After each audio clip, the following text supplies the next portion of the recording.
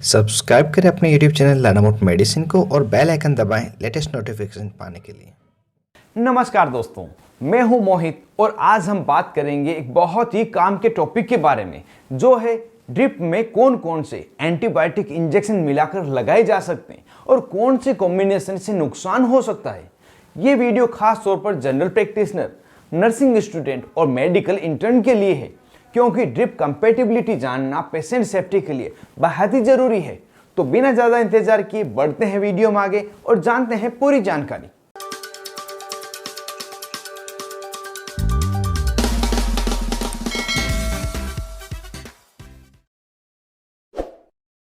सबसे पहले समझिए ड्रिप कंपैटिबिलिटी क्या होती है।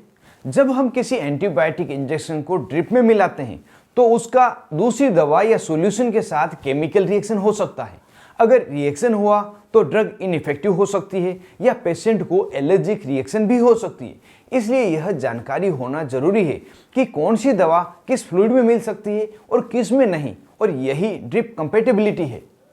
अब जानते हैं उन सेफ एंटीबायोटिक इंजेक्शन के बारे में जिन्हें ड्रिप में मिक्स किया जा सकता है।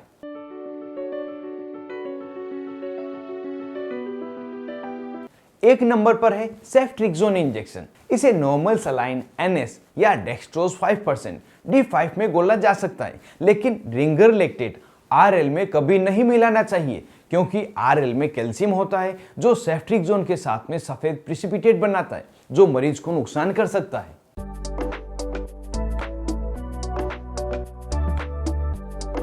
दो नंबर पर है सिफोटैक्सिम इंजेक्शन, जिसकी पॉपुलर ब्रांड है सिफोटैक्स इंजेक्शन तथा टैक्सिम इंजेक्शन।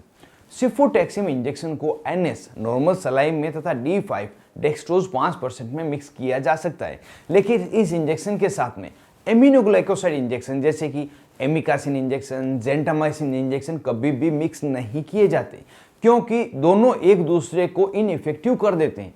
इसलिए सेफ ऑप्शन है कि दोनों इंजेक्शन को अलग अलग NS में मिक्स करके मरीज को लगाया जा सके। तीसरे नंबर पर है पिपरासिलिन तथा टेजोबेक्टम कॉम्बिनेशन का इंजेक्शन, जिसकी पॉपुलर ब्रांड नेम है टाजार इंजेक्शन, टेजोमेक इंजेक्शन। इसे स्टेराइल वाटर तथा NS में घोला जा सकता है और इसे NS या D5 के साथ मिक्स किया जा सकता है, लेकिन इसे किसी दूसरी दवा के साथ एक ही ड्रिप में कभी नहीं मिलाना चाहिए, क्योंकि रिएक्शन या प्रिसिपिटेशन का खतरा रहता है। इसका सेफ ऑप्शन है, अगर इसके साथ कोई दूसरा एंटीबायोटिक इंजेक्शन दिया जाना है तो उसे अलग NS ड्रिप में या IV लाइन से अलग से दें।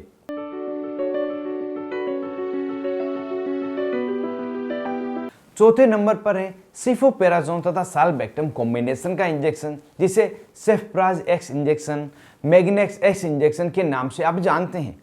इस इंजेक्शन की कंपैटिबिलिटी NS तथा D5 के साथ है, मतलब इस इंजेक्शन को NS या D5 दोनों में किसी के साथ मिलाया जा सकता है, लेकिन इस इंजेक्शन को RL रिंगर लेक्टिक में नहीं मिलाया जाता है, और अगर मिला दिया जाता है तो कैल्शियम रिएक्शन हो सकती है। इसका सेफ ऑप्शन है कि इसे NS ड्रिप में देना बिल्कुल ठीक रहता है। 5 नंबर है एमिकासिन तथा जेंटामाइसिन इंजेक्शन, जो एमिनोग्लाइकोसाइड ग्रुप के इंजेक्शन है। इन दोनों ही इंजेक्शन को सिर्फ NS नॉर्मल सलाइन में ही मिलाया जाता है, और इस इंजेक्शन के साथ बीटा लैक्टम एंटीबायोटिक जैसे कि सेफ्ट्रिक्सोन, सिफोटैक्सिम, पिपरासिलिन किसी को भी मिक्स नहीं करें। यह मरीज को काफी घातक रिएक्शन दे सकते हैं। और अगर मरीज को एमिकासिन या जेंटामाइसिन के साथ में यह बीटा लैक्टम एंटीबायोटिक देने हैं तो उन्हें अलग ड्रिप में स्लो IV दिया जा सकता है, लेकिन इन्हें मिक्स नहीं किया जा सकता। 6 नंबर पर है मेरोपेनम इंजेक्शन, जो मेरोमेक इंजेक्शन, मेरोनेम इंजेक्शन से आसानी से मिल जाता है। इस इंजेक्शन को नॉर्मल सलाइन तथा डेक्सट्रोज 5% में मिक्स किया जा सकता है, लेकिन अलग एंटीबायोटिक के साथ इसे एक ही ड्रिप में मिक्स नहीं करें। अगर ऐसा करते हैं तो उसकी स्टेबिलिटी कम हो जाती है।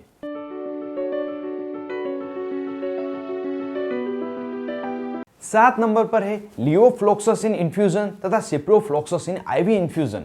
ये दवाइयाँ ज़्यादातर प्री मिक्स्ड रेडी बोतल्स में आती है। अगर इसे और भी ज़्यादा डाइल्यूट करना हो तो यह NS या D5 के साथ कंपेटेबल है, उनके साथ इन्हें मिक्स किया जा सकता है। इन्हें सीधे ड्रिप में लगाया जा सकता है, लेकिन दूसरी किसी भी दवा के साथ इसे ड्रिप में मिक्स नहीं करें, इन्हें अकेले ही लगाएं जो 100 ml की बोतल में आते हैं। 8 नंबर पर है मेट्रोनिडाजोल, जो फ्लैजाइल तथा मेट्रोजिल इंजेक्शन के नाम से जाना जाता है। यह भी रेडीमेड आईवी बोतल होती है जो 100 ml या 500 ml में हो सकती है। इस इंजेक्शन में किसी भी प्रकार का मल्टीविटामिन इंजेक्शन या अल्कलाइन ड्रग मिक्स नहीं की जाती है। कुछ अल्कलाइन ड्रग्स जैसे कि फेनाइटोइन, फ्रूसेमाइड, आयरन सुक्रोज, एमिनोफाइलिन और जिनकी पीएच 8 से ज़्यादा हो उन्हें मिक्स नहीं किया जाता। इसके लिए सेफ ऑप्शन है कि इस मेट्रोनिडाजोल इंजेक्शन को ड्रिप को अकेले ही दें, किसी के साथ इसे मिक्स नहीं करें। अब जानते हैं एक ही सिरिंज या ड्रिप में एक से ज़्यादा इंजेक्शन को मिक्स करते समय व्यक्ति द्वारा कौन कौन सी कॉमन मिस्टेक्स हो जाती है जो बिल्कुल नहीं करनी चाहिए।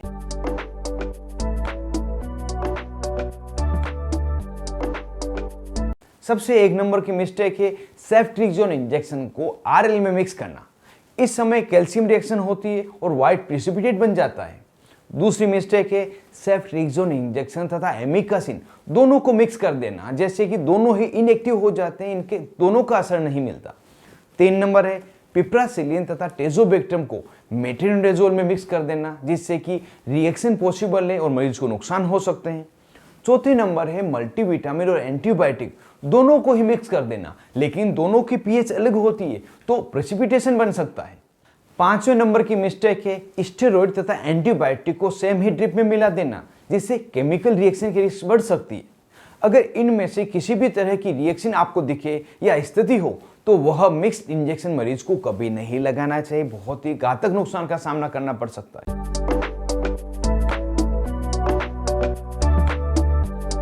अब बात आती है कि सेफ प्रैक्टिस के लिए क्या तरीका अपनाएं। सेफ प्रैक्टिस की टिप्स क्या हो सकती है? तो इंजेक्टेबल डाइल्यूट करने के लिए या ड्रिप में मिक्स करने के लिए जब डाउट हो तो नॉर्मल सलाइन NS का ही यूज करें, किसी दूसरी ड्रिप का प्रयोग नहीं करें। 2 एंटीबायोटिक को एक ड्रिप में कभी भी मिक्स ना करें जब तक कि कंपेटिबिलिटी चार्ट की आपको पूरी जानकारी नहीं हो। ड्रग देने से पहले और बाद में आईवी लाइन को NS से फ्लश जरूर करें ताकि कोई भी दवा मिक्स होने का डर नहीं रहे। अगर ड्रिप लगाने पर मरीज को रेशस, बर्निंग या रेडनेस दिखे तो ड्रिप को तुरंत ही रोक दें। इस तरह से आप अपनी प्रैक्टिस को सुरक्षित और भरोसेमंद बना सकते हैं। तो दोस्तों, अब आपको पता चल गया होगा कि कौन कौन से एंटीबायोटिक इंजेक्शन ड्रिप में मिलाना सेफ है और किन से रिएक्शन या नुकसान हो सकते हैं। अगर आप मेडिकल स्टूडेंट, नर्स या जीपी डॉक्टर हैं तो इस वीडियो को अपने कलीग्स के साथ जरूर शेयर करें ताकि सही जानकारी सबको मिल सके। और अगर आप ऐसी ही इंफॉर्मेटिव वीडियो पसंद करते हैं तो चैनल को सब्सक्राइब करना बिल्कुल भी नहीं भूलें।